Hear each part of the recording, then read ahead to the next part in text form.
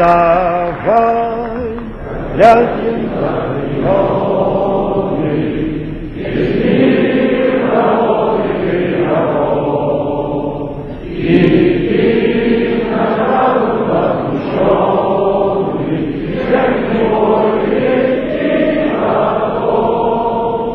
Ini adalah Kongres Nasional Uni Soviet pada tahun 1978. Para peserta kongres tersebut menyanyikan lagu The Internationale yang liriknya ditulis oleh revolusioner Prancis Eugene Pottier dan menjadi semacam lagu kebangsaan kaum sayap kiri. Di Indonesia sendiri, lagu ini diterjemahkan oleh Ki Hajar Dewantara menjadi salah satu lagu nasionalisme dan perjuangan.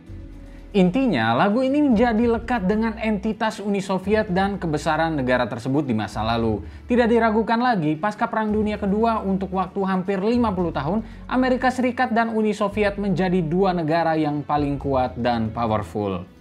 Era Perang Dingin, demikian periode ini kerap dibahasakan, memang tidak melibatkan konflik berskala besar, namun menyimpan potensi konflik yang tidak bisa dianggap remeh. Bahkan kalau perang terpantik dan pecah di periode ini, efek kerusakannya mungkin akan sangat masif bagi bumi dan semua makhluk hidup yang ada di atasnya. Uni Soviet kemudian bubar tepatnya pada 26 Desember 1991. Perang Dingin berakhir dan AS kemudian muncul sebagai kekuatan utama politik global hingga saat ini.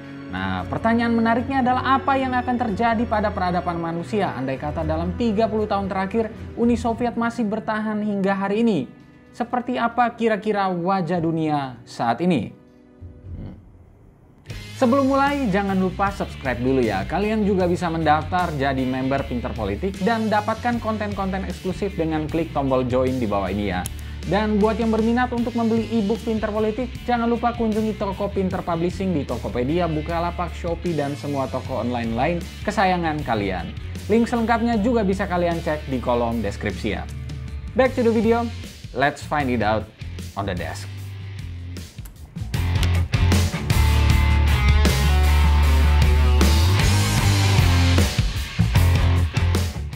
Di masa prima atau puncak kejayaannya, Uni Soviet adalah kekuatan politik yang sangat besar. Sejak revolusi Bolshevik terjadi di Rusia pada 1917 dan menandai berakhirnya Kekaisaran Rusia, garis politik Uni Soviet mulai ditorehkan. Setelah kaum Bolshevik menang dalam Perang Sipil Rusia, Uni Soviet didirikan pada tanggal 30 Desember 1922. Inilah era awal negara ini berlangsung.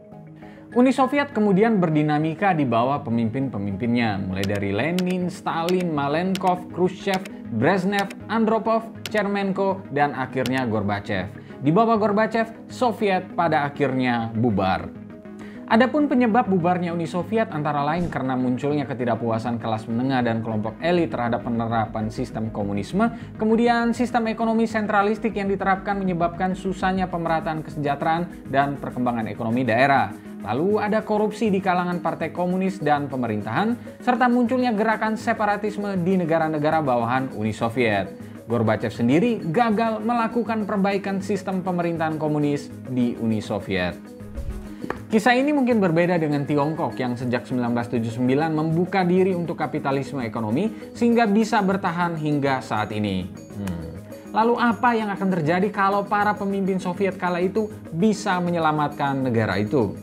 Well, jika Uni Soviet masih bertahan hari ini, maka negara ini akan meliputi wilayah Rusia, Ukraina, Belarusia, Moldova, Lituania, Latvia, Estonia, Georgia, Armenia, Azerbaijan, Kazakhstan, Uzbekistan, Turkmenistan, Kirgistan, dan Tajikistan. Semua negara itu masih akan jadi bagian dari Uni Soviet. Dengan adanya wilayah-wilayah ini, tentu saja akan membuat Uni Soviet menjadi negara dengan wilayah yang amat sangat luas. Wilayahnya bahkan jauh lebih luas dibandingkan seluruh permukaan planet Pluto. Well, kalau Pluto itu masih dianggap sebuah planet ya.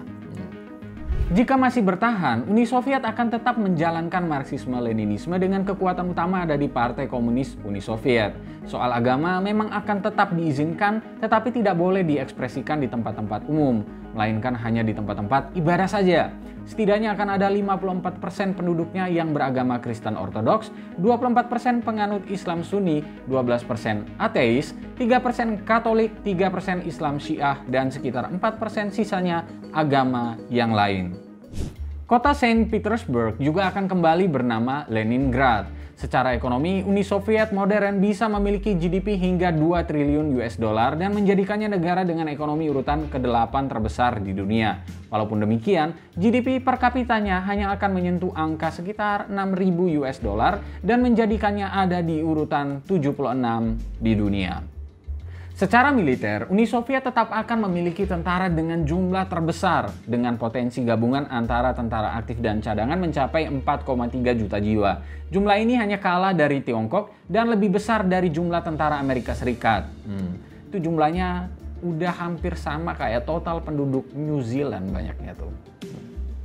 Soviet juga masih akan jadi negara dengan kepemilikan senjata nuklir terbanyak dengan angka kira-kira 7.300 hulu ledak nuklir berbanding hanya 6.970 hulu ledak nuklir milik Amerika Serikat. Bahkan Uni Soviet akan punya senjata nuklir paling dahsyat dan berdaya ledak paling besar sepanjang sejarah. Disebut kekuatannya mencapai 1.400 kali lipat gabungan bom atom yang dijatuhkan di Hiroshima dan Nagasaki. Wih, penasaran kisahnya?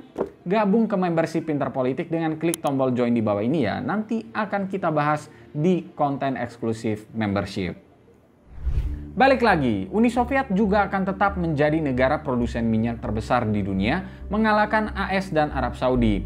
Dari sisi wilayah, kalau kita tambahkan Alaska, Finlandia, dan Polandia yang dulu pernah menjadi wilayah kekuasaan Russian Empire, maka luas wilayah Uni Soviet akan hampir seluas Kekaisaran Mongol.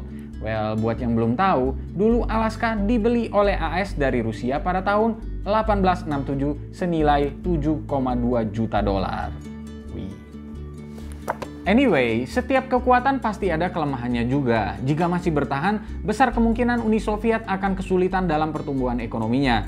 Apalagi jika tetap menghabiskan banyak anggaran untuk militernya. Dan cenderung akan stagnan dalam pertumbuhan populasi juga. Sebagai catatan, jumlah penduduk Uni Soviet akan mencapai 294 juta jiwa hari ini. Namun jumlah itu hanya bertambah 1 juta jiwa dibandingkan populasi negara tersebut di tahun 1991. Sukses benar program KB-nya ya. Nah, dari semua kondisi tersebut, jika masih bertahan hingga saat ini, maka tensi perang dingin antara Uni Soviet dan Amerika Serikat sangat mungkin masih akan terjadi. Bisa saja saat ini ketegangan politiknya akan jauh lebih tinggi, dan negara-negara juga masih membentuk blok satu dengan yang lain. Mungkin lautan akan dipenuhi dengan kapal-kapal selam Typhoon kelas buatan Soviet, dan tiap hari kita was-was negara mana lagi nih yang bakal pecah karena konflik perebutan pengaruh seperti yang terjadi antara Korea Selatan dan Korea Utara. Apapun itu, berharap Soviet masih ada dan mengimbangi AS bisa jadi pedang bermata dua. Bisa saja perang akan terjadi lagi dan kehancuran umat manusia menjadi lebih cepat terjadi. Wih, sadis man. Nah, lalu bagaimana menurut kalian? Lebih milih Uni Soviet tetap bertahan atau kita seperti sekarang ini saja dengan AS sebagai polisi tunggal dunia? Berikan pendapatmu. Terima kasih telah menyaksikan video ini. Jangan lupa untuk di rumah aja patuhi protokol kesehatan dan rajin-rajin cuci tangan kalian. Jika kalian punya saran atau masukan untuk konten-konten selanjutnya, jangan lupa untuk tinggalkan di kolom komentar di bawah ini. Jangan lupa juga untuk like, subscribe, dan nyalakan lonceng notifikasinya, serta ikuti terus pinterpolitik.com untuk dapatkan informasi seputar fenomena politik di Indonesia. Bye-bye.